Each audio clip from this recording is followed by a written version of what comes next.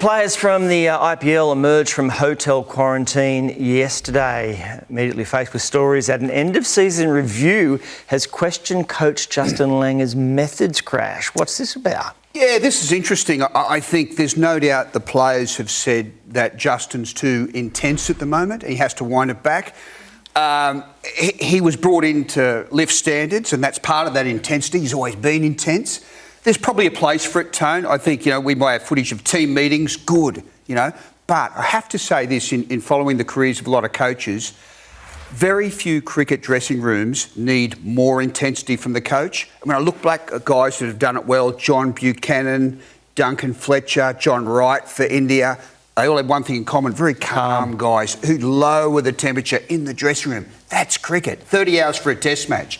But, he is who he is. He's got high standards, but I think he has to wind it back. We've seen it happen because, as you say, it is all about passion. We know he can become intense. We saw it on that doco, the great doco, the test, especially the moment in the Ashes we let England off the hook. Ben Stokes did that miracle, kicking the bin, but picking up after himself, which is also very nice. Then making the team watch it from memory. That's kind of a weird moment. Yeah, but I don't mind that. I don't mind him putting the team through that at a meeting.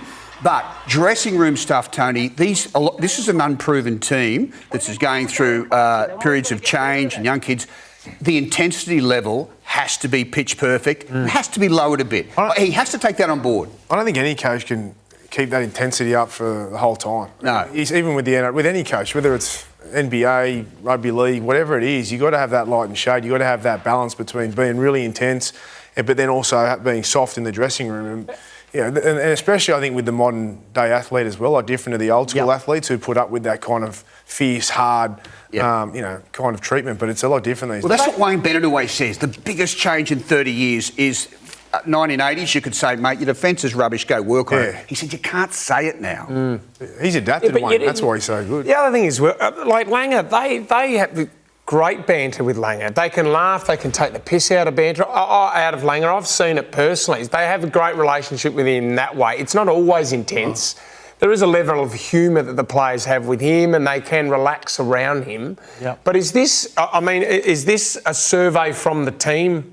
Yeah, saying it was that a he's too review intense? done after the season when Australia lost to India, which was losing the unlosable series. The players were very direct about it. Initially, the feedback was only going to go to Langer and the team management, but it went further up. So he must adjust to this.